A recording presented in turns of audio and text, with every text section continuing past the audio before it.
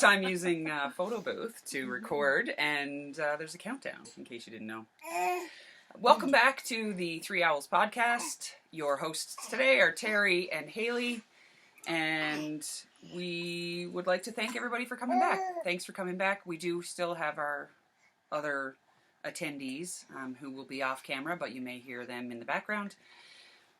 My...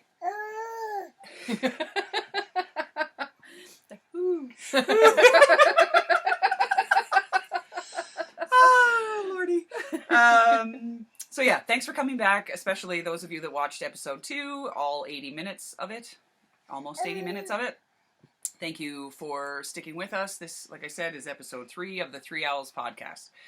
Already went through, I'm Terry, this is Haley, and we are going to review some stuff today around love.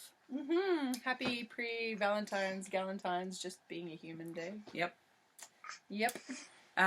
We're going to also be a bit more cognizant of time. We, as you can tell, are sitting in front of my yarn wall.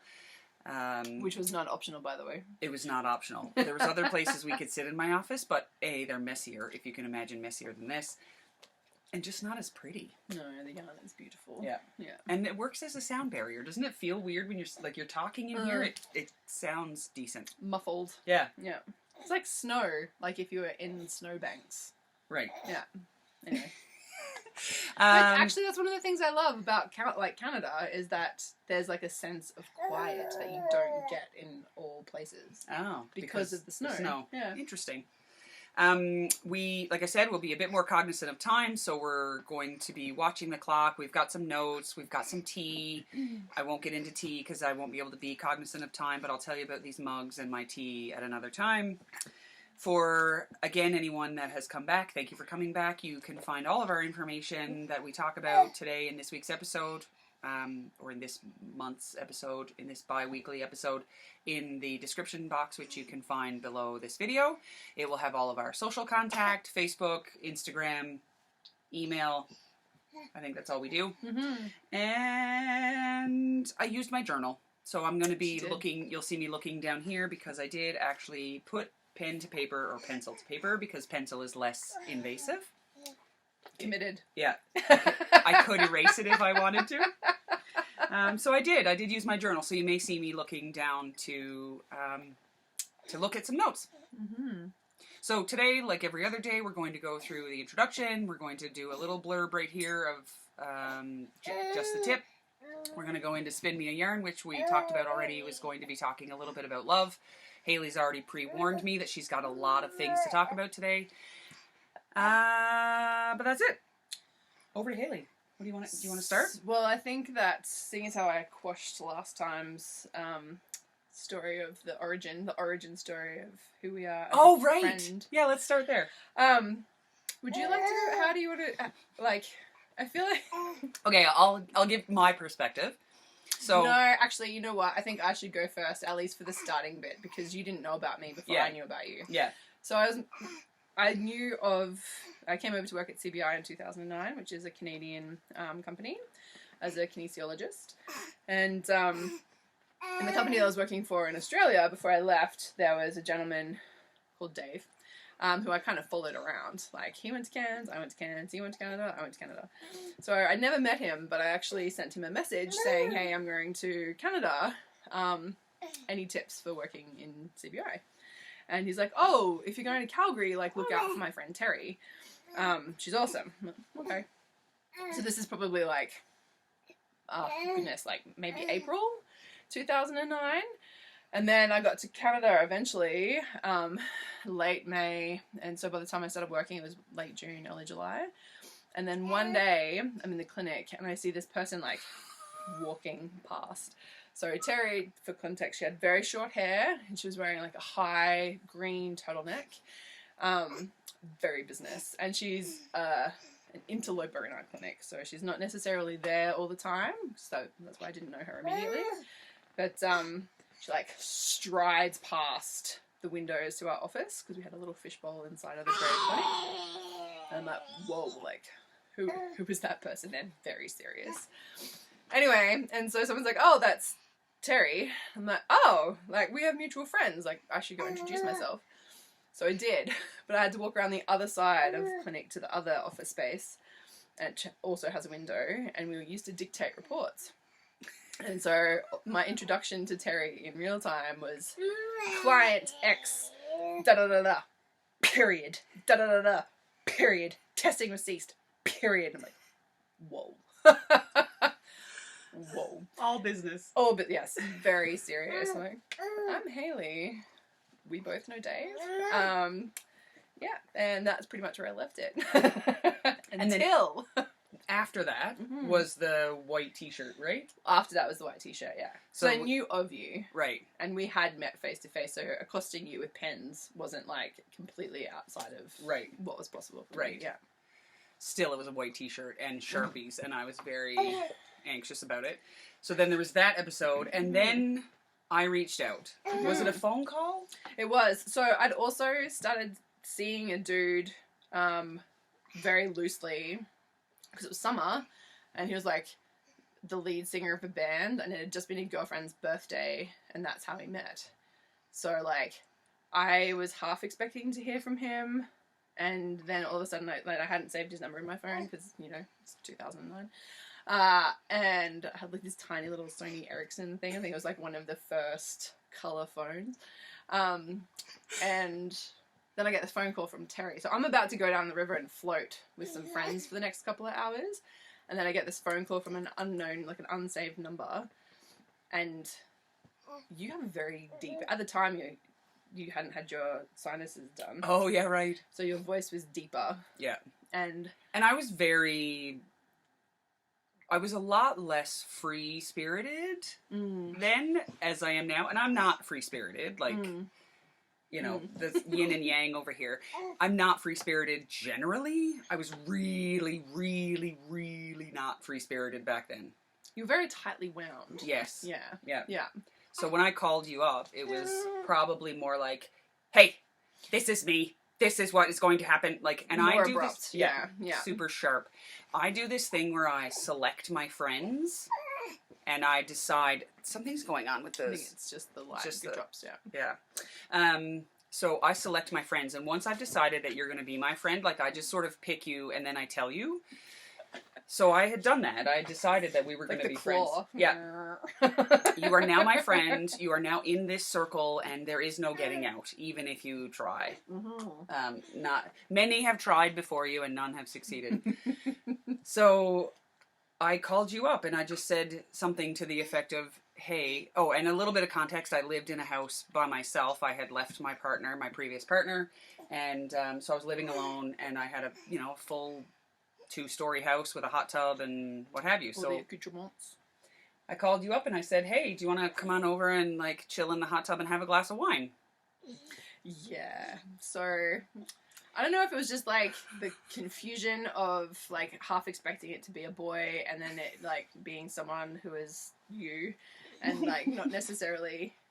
And I wasn't familiar in the art of hot tubbing in Canada at this point. So to me, it sounded like a date, because I'm like, who else do you sit in a hot tub and drink wine with if you're not going on a date with them? So I was a little like, oh, like, is this like a date? And I was already busy, so I had to say no, but I was just like, is this, I had to check. Another thing I had to check was if farts show up in really cold situations, because it's warm air meeting cold air, so like if breath, you breathe, yeah. right? And I asked that at work one day, and everyone laughed at me, like, no, but you could see this fear crossing, like, Dan's face. Remember Dan? Yes. Yeah. Crossed his face, like, oh my God, what happens if it does show up? Like, all of the farts that you've ever done in your life in front of people outside, and you think it's sneaky, but it's actually, like, highlighted because you can't see. But anyway, so, like, it's kind of like that. Like, it's a learning, turns out. Not a thing. Right. But also wasn't hitting on me. Nope. Just was asking if I wanted to come over and drink wine and sit in the hot tub. Because, like, chilling in a hot tub is a cool thing to do in the dead of winter. Because I feel like it was winter-ish. No? It was summer? It was like the end of, I think it was like mid to end of September. Oh, yeah, because then Thanksgiving we had the Friendsgiving and everybody was over. Okay, yeah. Okay, so it wasn't yet cold, but it maybe was cool enough in the evening. Anyway. Which is nice anyway. Like, just to sit in, I mean, I've sat in hot tubs in 40-degree weather in Medicine Hat. Like, fair enough. But I didn't know about it then. Fair enough. So I had a deep voice, very abruptly asking me if I wanted to go hot tubbing, and I didn't know it was Terry. And then I thought it was this dude, but it wasn't this dude. It was very confusing. Had to clarify to see whether or not I was entering into a relationship status that I was not for me. It turns out no, it was just a. I had selected you as my future best friend, and you didn't know yet. So that's our origin story, and now we have done many hot tubs since then. Yeah, and drank lots of wine. Some bathtubs with just our feet in it. Yeah. When there wasn't a hot tub. So there's your tease for like, a couple of... We'll do it an Easter episode because that's when we did that one. It was over Easter. When I actually knit a whole item. Scarf, remember? Didn't you mean crochet? Or did you knit? You did knit it. I'm pretty sure I knit it, yeah. And then we turned it into an infinity scarf. Yep. Yeah. So for our 3-minute intro, we took 11 minutes. So this is not going to go well. Oh, I was counting this as just being me. Oh, was it? Yeah. Okay, so for my sake, when I go back and put the timestamps, I'll put it at the beginning of that 7 story. minutes, yeah. Okay. Excuse me. I'm watching. You're welcome. So we'll stop the introduction at I used my journal. Yeah. This is driving me bananas. You're going to just see me come forward every once in a while. Oh, dear. Hello. Oh, dear. Would you like So Haley mentioned something about knitting. I'm just going to use that little segue? What is it called? Segue, yeah. Mm-hmm. To show you my calliope that I finished knitting. That is beautiful. And that's all. It's so nice. And I'm so impressed because you'd actually sent me a picture of the sleeves shorter. Yeah. And then the next picture was the sleeves where they are. Yeah. And I'm like, do you just unravel? I think it's called frogging. Yeah. Like, you just unravel, which I would never be able to commit to. I'm like, it's finished, and this is just where the sleeves are now. This is it. Like, I'm in. yeah. Like, No, you pick out the bind off, and then you just pick up the stitches and finish the rest. Yeah, I'd never do that. I'd be like, oh, it's done now. It's a gift of imperfection. Another Brené Brown quote for Brené, in case she decides she ever wants to follow us. Honestly, I listened to her book the whole way here. Yeah. I'm like, it's just adding more things to love. So that's what we're going to talk about today in Spin Me a Yarn, how we came to love one another in a very different way than Haley initially thought. And we're going to address the question of, can you love too much? Is it possible to love too much? And the reason we've sort of picked this topic, I guess I'll tell you why I wanted to pick this topic. I feel that I can love too much and that it hurts when you love too much. And Haley and I have had this conversation in the past about, is it possible to love too much? I don't know if you have do you have any initial thoughts on it? Well, my first question is, like, I feel like you have to, and this is a really hard one, because how do you define love?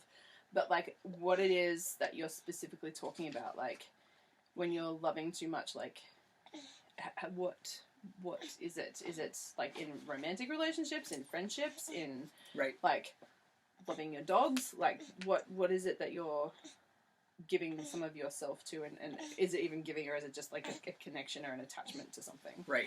So that's where I started, and I literally did a search. I Googled, can you love too much? Literally wrote that. And I just noticed the lighting on my face is absolutely atrocious because of where the sun is. So you're not so bad, but I've got this like white out side of my face. Do you want to change the blinds? Nah. Okay. People know what I look like, and it really doesn't matter. Okay. So what I found when I Googled it was a resounding yes. You absolutely can love too much, and it addressed exactly that. So there's, your platonic love, your romantic love, your parental love. You sort of categorize the love, and then you ask the question. So in a romantic relationship, yes, you can love too much basically to the effect of it could be a detriment to yourself, like you give so much of yourself. Well, that's love without boundaries. Yeah. So I think that my initial response to that could potentially be that if you're loving so much that you're giving all of yourself, that potentially you're not loving yourself first and foremost, and it's lots of external rather than looking at the internal. So you're potentially looking to fill something within that you either haven't identified or are unaware of with something external. Right. That would be my just, lived and or thought process experience around So that. I'm going to just throw this out there because it came to me. Can you love yourself too much? I think it depends if that self-love then becomes a form of narcissism. Yeah. Like, I think that's but like, I was listening to something Gabor again about, like, we start off as narcissists. Like, Yeah. he cries, he does something. Like, his whole world is him having an action and getting a response. Yeah. So being able to integrate that sense of narcissism into, and like, I am the center of the world, that's kind of what we do over the course of our lifetime. Right.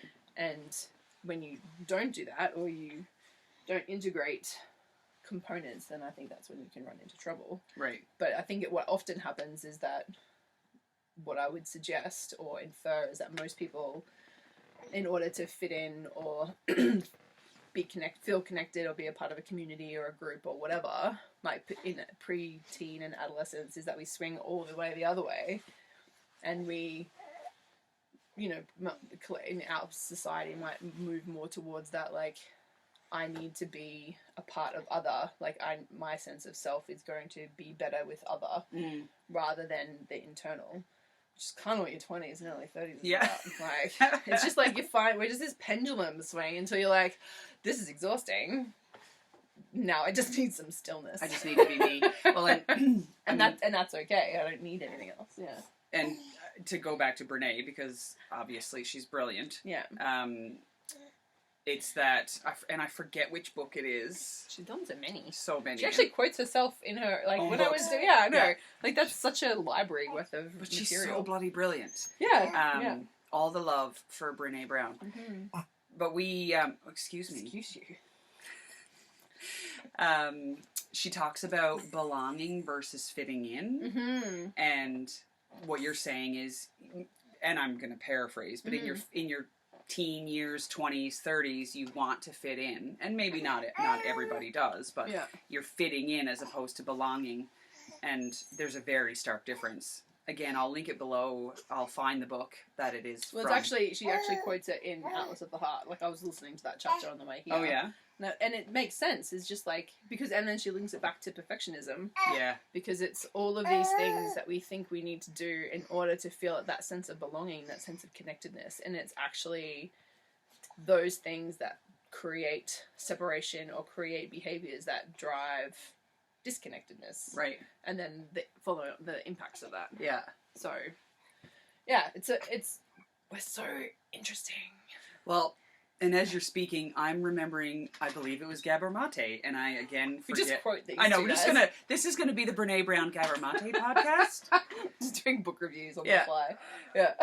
And he talks about, and I'm pretty sure it's him, again, I'll see if I can find the book and I'll link it below, the teen years when you become peer-centric as opposed to adult-centric. Mm-hmm. So you start out adult-centric, you know, your parents, people around you, your daycare, your school teachers, those types of things. And then as you sort of come into your teen years, you become more peer-centric. And if we don't handle that well, we as adults don't handle that well with our children, then it could turn against us and essentially be nasty. And I'm butchering it. He obviously does a way better job, but I'll see if I can remember the book, and I'll link it below. Yeah. So, what too much implied was if it has the potential to do damage. So that, I think, that goes across all realms of love. So, if you love yourself too much, essentially a narcissist. If you love your partner too much, without boundaries, that all basically means if you love to the extent of detriment, damaging. And again, because she's so brilliant, Brené Brown talks about the foreboding joy, and the reason I think we started this conversation ages ago about loving too much. It started in a romantic relationship. I've brought it back to the surface for myself because of how I feel about my children. Yeah. And that foreboding joy, I don't allow myself to feel joy with my children as often as I would like, because I've got this, like, we're going to get in a car accident, we're all going to die. Like, you know. And I think that, well, was it Sunday just gone or the one before? I don't know, I just recently came to terms with mum guilt, and that's a part of it as well. So it's just like, well, while he was in the NICU, I didn't do this, and Yep. like I could have done this, and what about all of the other things? And why did I like acquiesce to that? And Yeah. it's just more a case of being able to mentally recognize that. Like for me, I needed to be able to. I had to have space because it keeps coming up at yoga. So, like, that's where my trauma comes forward and surfaces, and I just sob during Shavasana. Sorry to anyone that goes to a class with me. I'm trying to be quiet. And then cue the ticker tape where it says, we actually do appreciate yoga, and it is great, and you should still do it. Yeah. Yeah, well, I'm going tonight. Like, Yeah. it's a so cathartic process for me. But yeah, being able to, I think because I can feel strong in my body, that sense of inner work gives my emotional body the safety it needs to rise to the surface, because I know that I'm okay. I'm okay enough to process this, and whether that looks like I'm crying or calling you or speaking to my mum or whatever, talking to Ian about it, but being able to, come to terms with, like, I didn't have some space for that for 7 months beforehand. Like, it took 7.5 months for me to get to a point where I could be like, oh, actually, I feel really good about this. Yeah. Oh, you're swearing! I'm terrible. Sorry. And I think from my experience in parenthood, the first 7 months are a little bit of a blur. Like, I don't actually remember the first 7 months of either of my children. The button. Oh, yeah. Thanks. No worries. The first 7 months of parenthood, you don't remember anything. You can't think straight. You're basically on survival mode anyway, so that's probably why you didn't have the space for it. Oh, no, yeah. At the time, because you're just like, get through, make it through the day, make it through the hour, make it through the minute, just keep this baby alive and myself alive, and like maybe every once in a while have a shower. Yeah. So the last notes that I had, I just put my book away because I'm done after this bit, is the romantic love is the one that I've felt like has more risk of it being boundaryless. I don't know. Maybe now that I'm saying it out loud, maybe I don't believe that. I was thinking of, because like I don't know if I'm going to start a fight here or what, but that's what I do. I start fights. Like, I love my husband. Yeah. Yeah, so does Jack. Very. Mm-hmm. When I think about my husband, we are just like two random humans that came together. Mm-hmm. We just chose to be together. Mm-hmm. And if he wasn't, like, if, say, 10 years ago, we didn't decide to become married or what have you, whatever, we would just be two random humans. Whereas me and my children, like, they lived in my uterus. Like, they are part of me. They are attached to me for the rest of time. So, like, I don't know. I don't even know where I'm going with this, but there's something about, like, platonic and romantic relationships versus... So do you think that what is eventually going to happen is you're going to feel a sense of rejection from one of your children at some point in the future? Because that's just what happens. Yeah. Because, like, we did it with our parents, Yeah. they're going to do it to us. Like, it already sucks thinking about it. Yeah. And do you think that because of that foreboding joy, by limiting how much you love them now, you're then protecting future Terri's feelings from, like, the vastness of that feeling, the when crevice it comes. that's going to happen. Yeah. I don't think, but that's the thing, I don't think that I'm limiting my love now. I think I'm... No, but not necessarily limiting your love, but limiting your own internal recognition or surrendering to it. So it's not that you like, no, I'm not saying that you're limiting your, like, love connection to your kids. Like, that's not... No, because it's, like, over the top. Yeah, but, like... Too much. No, it's... I don't think you can... Like, can you... Well, like, this is why we're here. Can you? Without getting into, like, enmeshment and being able to, like, recognize that... But then they're 4 and 6. Like, they're not at a point where they're separate Yeah, they're not separate entities yet. in the world. You know what I mean? Like Yeah. they're not driving cars and they don't even have their own ID. Like Yeah. they've got a Well, health like number. That's about it. when my oldest he's got this stomach bug or whatever, and I said to him last night, I said, buddy, I wish I could take this for you. Like that. You know, that's the sort of, and what I say to them is, I love you more than you'll ever know. Because they don't know. And my mom used to say to me, you'll know when you have your own. That was her sort of saying to me, you'll realize when you have your own. And I thought I loved my nephew and my niece, and then I had my own kids, and I was like, holy moly, this is next level. Like, this is a different, yeah, so there's, I don't know. So when do you think that starts to take away from you as a person, if you can love too much in a parent-child dynamic? Like, at what point does it become detrimental to you? If that's how we're defining it. Ooh, well, I think we could go all the way back to episode 1 where we talked about the self-care business, and where I didn't ignore things, but my children always come first.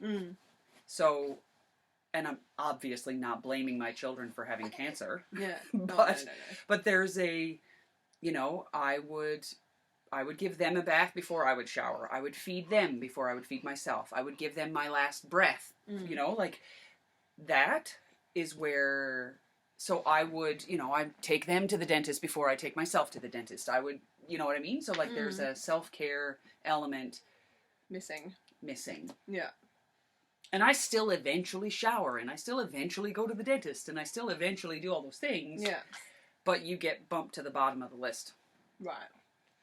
By choice. Because you're choosing to put your kids ahead of my shower or ahead of my toast or whatever. Yeah. You know?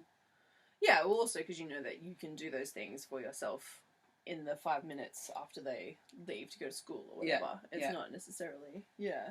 Yeah, like yesterday, I was having a slice of toast. And I do this thing with toast. If you continue to watch the podcast, you'll find out what a giant weirdo I am. But I do this thing with toast where I, like, eat all the crust around, because the crust is the gross part, and then you save the center bit, because that's the squishy, bready bit. That's delicious. So my son does the exact same thing, because I taught him to do it, because he hates the crust, and he used to leave it, so I tell him to eat it first. Anyway, he comes over to me and he says, Mom, can I have a bite of your toast? I said, sure. So I offered him a bit of the crust, and he was like, no, I want the center, the good bit.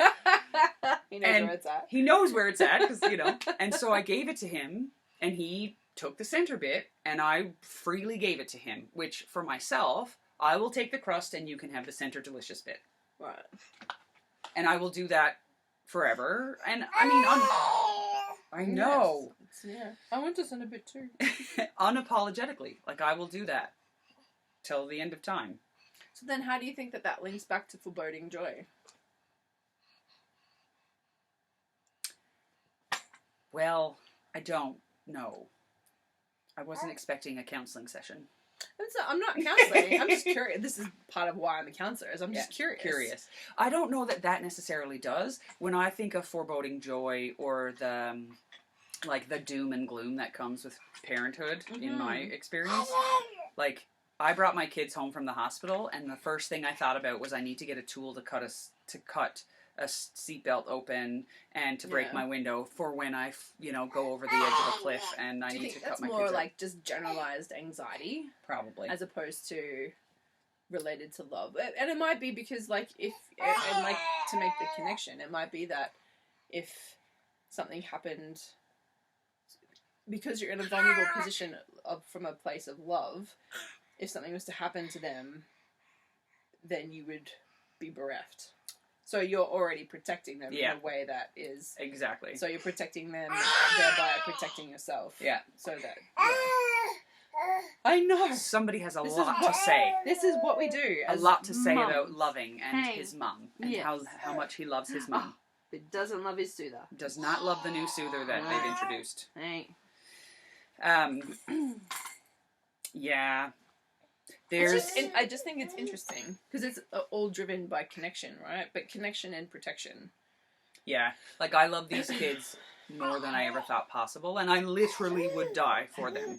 Like, I don't know if I said this in the first episode when we were talking about my cancer treatment sort of realm and how that all went down. And there were times where I thought, there's no way if I didn't have children that I would have been able to make it. Yeah. Because I wouldn't have chosen the path that I chose. I chose the path that I did because I had 2 small children at home and I couldn't imagine them living without their mother. Yeah. Yeah. And yeah. So like motherhood makes you do crazy stuff, but it also makes you, as my dad would say, tough as a gad. I don't know what a gad is. Okay. If I can find out, I'll put it below. But it's another Newfie saying. We tried to go twacking on Tuesday. Yeah, we went twacking around. Hey. Yeah. Yeah. So now I think it's your turn to talk a little bit about your love experience. Like, well, mine... because we've talked about, like, you zipping yourself up. Yes. Yeah. And then also, so my thing is that, and this comes back to, like, learning about boundaries and so forth, particularly in, like, your 20s and early 30s, is because I feel like I have so much to give, generally speaking. Yes. That, like, there's one funny example. There was this dude, so before I met my husband, I was on internet dating for about 8 years prior. And in amongst all of that, there was a dude, and we matched with each other, and we had something like 20 mutual friends because of the sport that we did, which was rock climbing. Right. And so he's like, well, you know, lots of mutual friends, that bodes well. And then we met up for coffee, and that was fine. But my friends were over from Canada. This was in Brisbane, visiting before they did this big trip around the world on push bikes, which is awesome. And so, like, and my thinking is, they're really fun, you're really fun, let's all have fun together. Like, I'm always up for meeting fun people. Yeah. Always. Anyway, it doesn't matter if I met you 5 minutes ago, like, oh, you're going to, like, meet your, I ended up at someone's 18th birthday party in Peru, like, anyway. And so that's how I operate. And so, like, they came in and, like, caught the last 5 minutes of our coffee together. And then I must have sent him a text or something later on saying, oh, we're going to do this bike ride on the weekend, like, you're more than welcome to join us. Blah, blah, blah. Never heard from him again.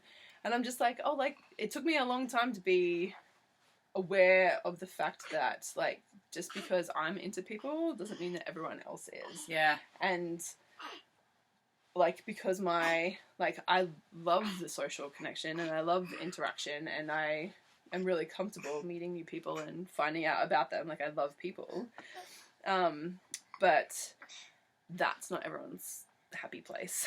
And meeting new people, like, especially if they're 2 randoms from the other side of the planet that they're never going to see again, unless you end up with me long term, I can see why people don't necessarily want to devote energy to that. Yeah. And so, like, that sort of stuff took a really long time for me to become conscious of. Because the other thing that kept me going and eventually meeting Ian was the fact that I would keep going on all these dates and just, like, have these random experiences and be ghosted by people and all the rest of it. But if I didn't come from that place of, like, playful curiosity, I never would have met him. Totally. And that's, like, if I had have, like, shut down and not been open or willing to do any of that, which I respect people need to do that to look after themselves, I wouldn't be here. Yeah. Not in this context, anyway. Yeah. And so your life would look very different. Yeah, and it's just more like I was able to find other ways of being able to trust myself first and foremost, so that I had the capacity to go out and be vulnerable in those ways.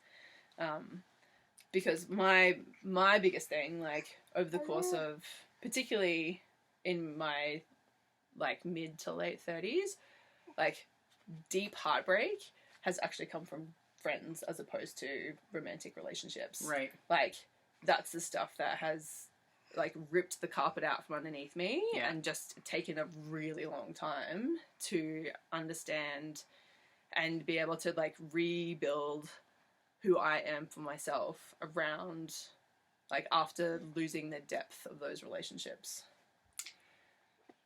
That is, yeah.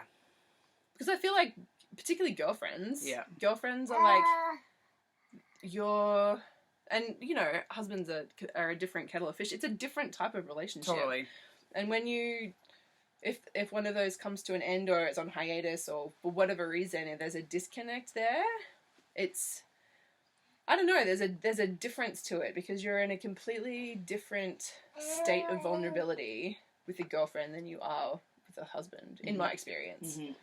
And it's just, that's where, like, I've had like longer term relationships where I've had to rebuild and like figure out who I am and all the rest of it.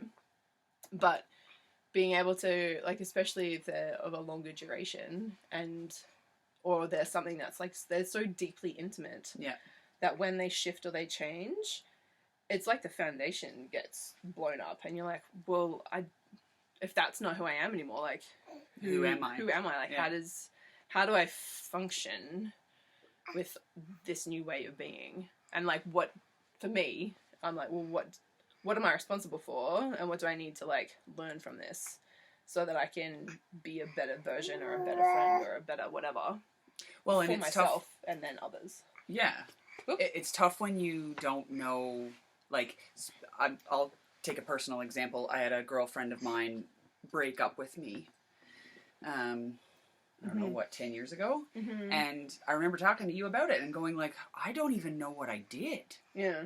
I don't even know, I couldn't. There wasn't like a big fight or a... Yeah, there was no big fight. There was no big, and there wasn't even really a lot of communication around, you're a crappy friend, you don't, whatever, I don't even know. And at the time, I had made her baby a blanket, and like, I thought things were fine, and then all of a sudden, out of nowhere, I get told that I'm a terrible friend. And I was like, what? How?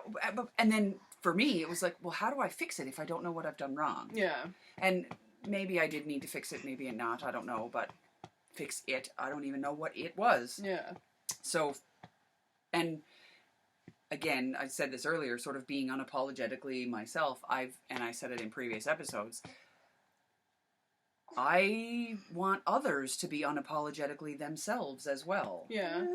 And for me, it took me a long time after that friendship terminated for me to realize that it was okay for her to do that because that's what she was doing to be, for herself, is what she needed. Yeah. And although it hurt, and I still don't know sort of how I could have been any different, it was the right thing for her, and so that's where we went. Again, that took a very long time for me to get to. Yeah. I think if you ever tried to break up with me, I'd probably not be healthy. Like, it wouldn't end well. But I think, again, because of... And, like, some relationships are contextual as well. Like, we've always been super close when we've been in the same country. Yeah. Fair, yeah. But then also, like, I mean, when I was in Australia, we'd go for months without speaking. Yeah. And it's not because we didn't want to talk to each other. It was just, or there was anything wrong, per se, or whatever. It was just that life is just busy. Yeah. Time zones and jobs and... Yeah. I remember trying to call you and you'd be at work and I'd be like, ugh, like, you just really needed a time right now, but it doesn't work for you because you're a time zone, or I had kids in the tub and you're trying to call me or whatever. Yeah. And it's just more a case of, I think, too, like, when we've had to move through hard stuff, we can own it and say what needs to be said, and then there's no judgment, and you're able to just move on. I think that's what it is. Like, but it takes practice to get there, and I think too, because our lives, we met a little bit older. Yeah. Then I think sometimes that sense of maturity can also be an underpinning. Yeah. And you also had the freedom, like, we had the freedom to grow and, like, circle back and then grow and circle back. Yeah. Which I think helps, because then you'd be like, oh yeah, so like, this is kind of like, the foundation of me is still the same, but like, I learnt this thing and this is yeah. Well, because we went at quite some time, like, I'd had children. Yeah. And then you came and met my children, remember that? Yeah. I don't remember any hard stuff. Oh, we've definitely had conversations where we've, like, sat and cried. Like, But it's mostly because we've been disconnected from each other, not because Yeah. of, like, you're a male or I'm not. I'm sorry. Sorry. Ugh! My Australian potty mouth. I'm terribly sorry. Dude, I have way worse potty mouth than you, and I've been able to keep it under control. It's just so natural. I know. I think maybe just to sort of touch on the hardness of it, Yeah. I don't know that it's been hard for me because you and I can come together and have the tough conversations, and they don't seem tough because I know that I can trust you. I wouldn't maybe necessarily would have had the same ease had it been with somebody else. Exactly. Yeah, I think that's... And, again, Brené, sorry, we're just taking all of your work. Have we hit 10% yet? But, like, that braving acronym, have you come across that? Yes. Like, the trust, and then, like, she goes through the trust of self and then trust of others. And it's just... And I think because, particularly when we were developing our longer friendship, like, we'd been friends, but you went to Australia, and then you came back, like... I was figuring out what integrity for myself looked like. And then I was able to start to create that foundation. And that existed before we became, like, super close. Right. In the sense. Not that we weren't close before, but, like, we were off... I was here doing my international experience. You went and did your international experience. Mm-hmm. And now it's, like, you know, lives are kind of more stable. Yeah. Slowed down a little bit. Yeah. I'd found... that eyepiece, like I could be reliably have a reliable integrity with myself. And sometimes when you shift and move, if the relationships around you don't grow as well, or they don't, kind of like when you go home and like my brother and I, when we went back to our family house, like we'd just revert to being like 15 and 13, right? Yeah. Like he'd sleep all day, I'd get cranky because like we're, supposed to be hanging out as family. But, like, you just revert back because it's what's known. And sometimes, like, if you've grown, but that expectation or the allowance of you growing isn't there, then it can be really uncomfortable. And friendships can, either adapt to that or not. Which is also hard. Yeah. Yeah. I remember us one day walking down the Bow River, and I had said something to the effect of, I can't wait 10 years from now, we're going to be walking down the Bow River, and we're going to be walking, like, with our families, like our babies, and although we haven't walked down the Bow River with our kids yet, here we are, sort of creating that. Well, and there's that saying, people come into your life for a reason, a season, or a lifetime, and I get that. I just feel like everybody... I have a hard time with, like, reason and season. I know! Yes! What do you mean you don't want to be around forever? What? Like, once I pick you, that's it. Yeah. There is no reason or season. You don't disappear out of my life, and if you do, you come back. Yeah, in a couple of months. Yeah, an ebb and a flow. So maybe a season. Maybe not not a season. Seasons. Like, seasonal. Yeah, seasonal. Yeah, maybe I hang out with you in the summer because we can run together or something. I don't know. But yeah, there's something for me in that. I don't do reasons and seasons. I do a lifetime, and it's hard for me when someone doesn't want to do the same for me. Yeah. I don't understand it. Well, I think that comes back to, like, and I say you, but I mean me as well. Yeah. Like the boundaries and expectations and being able to be aware of where your love and energy is best placed. Yeah. So even my 3-year-old, she's potty trained and she goes to the bathroom and she says, I'll go in there with her and she'll say, Mom, can you give me some privacy, please?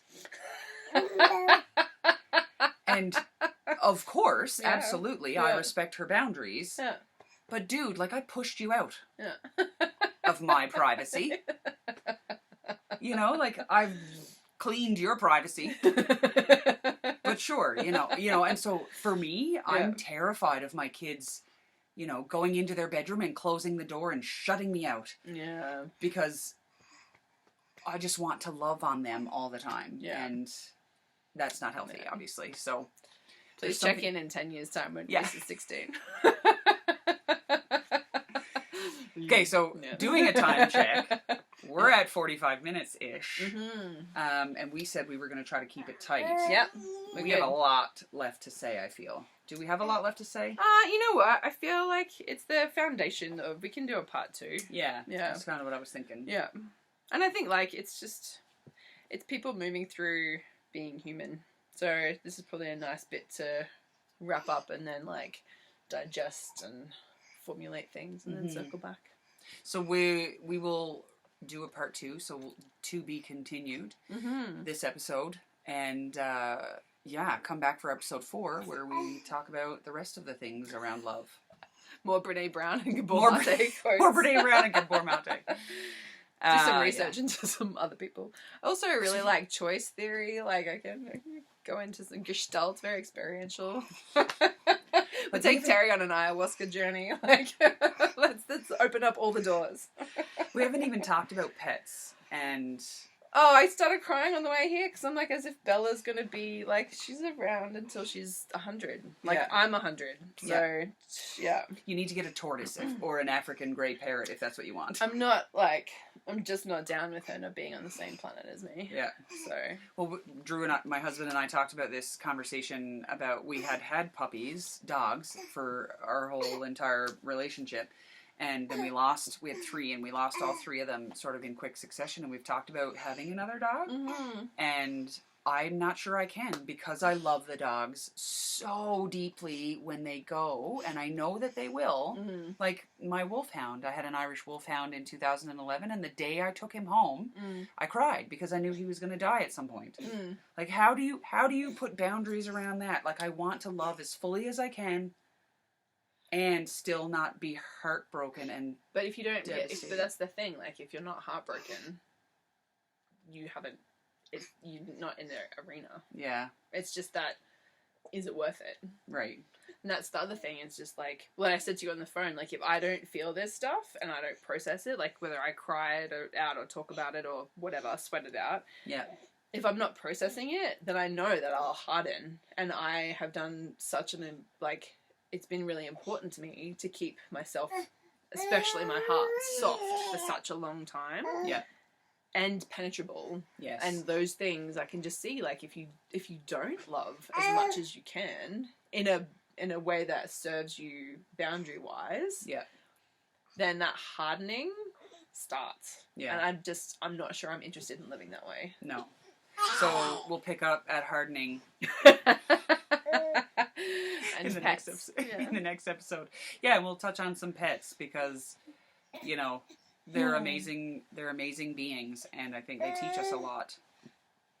Oh, I totally got Bella. Like the impetus for getting a dog when Bella came into my life was because I needed something to love that wasn't a plant. Yeah, and something that couldn't leave you. Like, don't leave me. But I'm not saying you did that. I did that. Like, I did the same thing. I got Gibson. I had already had my previous dog, Duke, and he was amazing. I was wanting to introduce a second dog, and I dove head first into that relationship with that dog. Yeah. Okay. What was your best part of your best day? Best part of best day, I think listening to Brené on my way to seeing you, and being able to, like, kind of feel like I've made inroads that are meaningful and important to how I want to live, how I'm choosing to live my life. I think that, like, that process of reflection is really important to me, and I think being able to do that stuff is, I don't know, it just makes me a better version of myself for everyone. So Jack, Bella, you, Ian, broadly speaking. Yeah. So, yeah, I think that was good. That was my best part of my best day so far. It's only 2, so... Yeah, we've got some time. I'm gonna sort of tie it in with this because again, it's only 2. My best part of my best day was when you guys showed up. Yay! It's so lovely to see you sort of, getting your stuff and when you opened up the back gate and Bella jumped out. Not that I forget about her because I don't forget about her, but she's just such a sweet dog. And, I'd said earlier that my husband and I have been having conversations around the possibility of getting a dog. And if we're ready and, so I like that she's a bit of my adopted dog. She can come and hang and lie on the floor and leave her fur everywhere. She can leave her fur wherever she wants, except on my knitted sweaters. So part 2 of Is It Possible? Just as a reference, I made a face when you said that I arrived, because in my head I'm like, yeah, but I didn't bring tie. Oh yeah. Yeah. So that was it was Next time we'll. There was supposed to be a Thai delivery, but it was too late. But we will link below the White Elephant Oh my where we God. get the Thai food from, and it is delicious. It's so good. So good. If you haven't tried it and you like Thai, try it because it's amazing. Mm-hmm. Yeah. Can You Love Too Much? Part 2.